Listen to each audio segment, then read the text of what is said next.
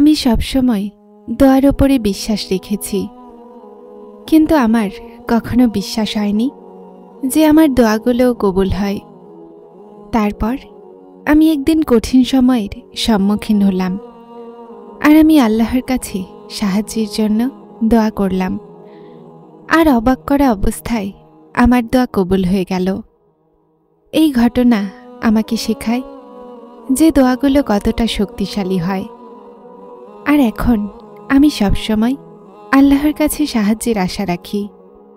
আপনি কি কখনো ভেবেছেন আপনিও সেই সৌভাগ্যবানদের মধ্যে একজন যাদের দোয়া কবুল হয়, আর আল্লাহ তাদের পছন্দের ইচ্ছা পূরণ করে তাদের জন্য মজিজার দরজা খুলে দেয়? আপনিও কি কখনো এমন কোনো মজিজার অপেক্ষায় আছেন? যদি হ্যাঁ হয়, তাহলে আপনার এটা জেনে খুশি হবে যে আপনি একা নন। অনেক মানুষ আছে যারা দোয়াগুলোর কবুলিয়তের ব্যাপারে এমনই প্রশ্ন করে, আর এভাবেই মজিজার অপেক্ষা করেন। তাহলে মনে রাখুন যে যখন আল্লাহ কারো ভাগ্য বদলাতে চায় না, তো তাকে কিছু ইশারাও অবশ্যই প্রকাশ করে। জীবনে প্রতিটা মুহূর্তে, প্রতিটা ক্ষেত্রে পরিবর্তন আসতেই থাকে। পরিস্থিতি বদলায়, জিনিসগুলো বদলায়, এমনকি ভাগ্য আর তকদিরও বদলে যায়, কিন্তু আপনি বুঝতে পারেন না। আল্লাহ কোরআনে পাকে বলেন, যে খেয়াল মানুষের অন্তরে আসে তা সম্পর্কে তিনি জানেন। আর জেনে রাখুন, জমিন, আসমান এবং দুনিয়াতে যা কিছুই হচ্ছে সেটা এক ও অদ্বিতীয় আল্লাহর হুকুম থেকেই হচ্ছে।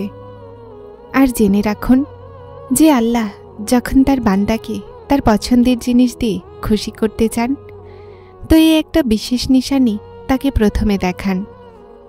আমার আল্লাহর কোরআন এই কথার প্রমাণ দিচ্ছে যে তিনি কাদের জন্য মজিজার দরজা খোলেন, কাদেরকে তাদের পছন্দের জিনিস দেন, আর কাদের ওপরে অসন্তুষ্ট হয়ে তাদের ওপরে তার রহমতের দরজা বন্ধ করে দেন। মনে রাখুন যে আল্লাহ আপনার মনের পছন্দ মতো জিনিসকে আপনার তকদিরের অংশ তখন বানান যখন আপনার চেষ্টা ব্যর্থ হয়ে যায়, আর কথার জায়গায় অশ্রু আপনার পরিস্থিতির কথা বলতে লাগে। যখন বান্দা সবরের শেষ সীমায় থাকে আর সমস্ত দরজা বন্ধ হয়ে যায়, কিন্তু অন্তর তারপরও বলে যে আর একটু সবর করো, এই দরজা যা তোমার বন্ধ নজরে আসছে, একদিন তোমার রব হাজারো দরজা খুলে দিবেন। আর মনে রাখুন, আপনার ভাগ্য আপনার জীবন বানায় না, বরং আপনার তাওয়াক্কুল আপনার জীবন বানায়। আর যে কষ্ট আপনি অনুভব করেন সেটা তো আল্লাহর তরফ থেকে বার্তা, সেগুলোকে মন দিয়ে শুনুন। যেভাবে কোনো ফুল কাটা ছাড়া হয় না, সেভাবেই কোনো খুশি দুঃখ ছাড়া আসে না। সফলতা পর্যন্ত যাওয়া সবসময় কঠিন হয়, কিন্তু যখন রাস্তায় চলা শুরু করে দেন, তো রাস্তা নজরে আসতে শুরু করে। মনে রাখুন, জীবন পড়ে গিয়ে উঠে দাঁড়ানোর নাম। ভাগ্য তখনই বদলে যায় যখন মানুষ পড়ে গিয়ে উঠে দাঁড়ায়।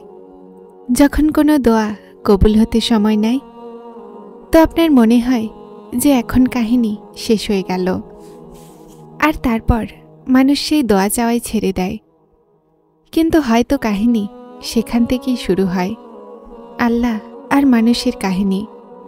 উনি কোন বলেন আর মজিজা হয়ে যায়, উনি কোন বলেন আর কষ্ট নিয়ামতে বদলে যায়, উনি কোন বলেন আর তোমার অশ্রু শান্তিতে বদলে যায়, উনি কোন বলেন আর ভাঙা হৃদয় জুড়ে যায়, উনি কোন বলেন আর বন্ধ দরজা খুলে যায়, আর রাস্তা সহজ হয়ে যায়। উনি শুধু কোন বলেন আর জিনিসগুলো হয়ে যায়। তোমার দোয়াগুলোর বারবার চাওয়া আর তোমার দুঃখ আর আল্লাহর বারবার নীরব থাকা একটা কঠিন পরীক্ষা তোমার ঈমানের। কিন্তু আল্লাহ যখন তার নীরবতা ভাঙবেন, আর তুমি তার অলৌকিকতা দেখবে, যা তোমার তাওয়াক্কুলের পুরস্কার হবে। আর যদি তোমার মনে অসম্ভবের দোয়ার খেয়াল বারবার আসছে আর সেটা তোমাকে অস্থির আর উদাস করে দেয় যে আল্লাহ তো আমার দোয়াগুলো শোনেনি না, তো কোরআন বলে অন্তরের অবস্থা তোমার থেকে ভালো তোমার আল্লাহ জানেন। তোমার নীরব সিজদা আর তোমার না বলা কথা আল্লাহর কাছে অনেক বড় মাকাম রাখে। শোনো, যে জিনিসের তুমি আশা করো সেটার জন্য দোয়া করতে থাকো।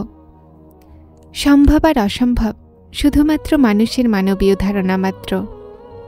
আল্লাহর কাছে কোনো কিছুই অসম্ভব নয়।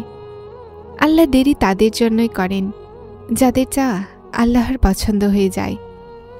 মনে রাখুন, আল্লাহর কাছে আপনার দুঃখ লুকিয়ে নেই। সেই রহমান তোমার সম্পর্কে ভালোই জানেন। আল্লাহ তোমাকে স্বপ্ন দেখানি তখন যখন তিনি আপনার উপরে রাজি হন।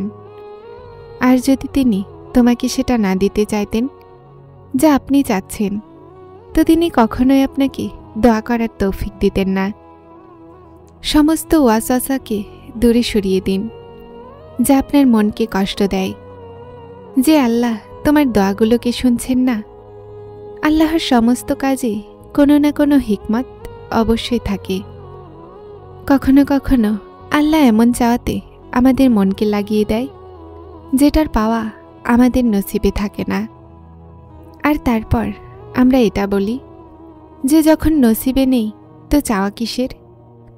তো শোনো, আল্লাহ তোমাকে সেই মাকাম পর্যন্ত আনতে চান যেখানে শুধুমাত্র তার প্রিয় বান্দারা থাকে।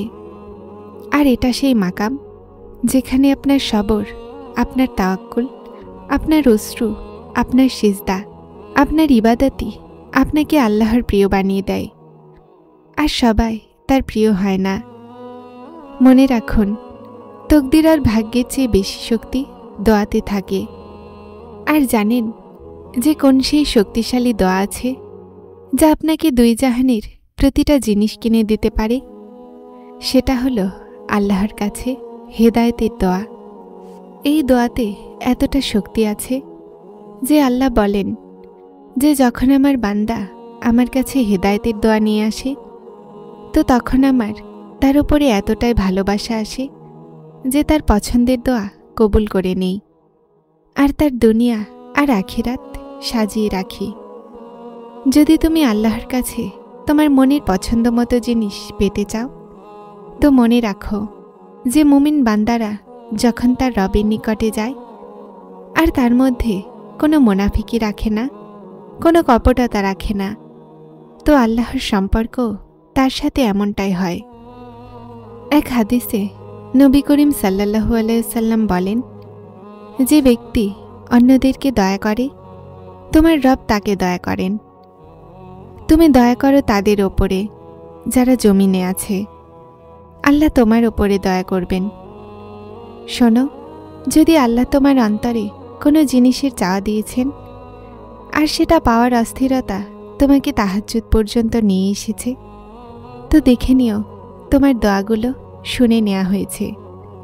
তোমার সবরের ফল লেখা হয়ে গেছে।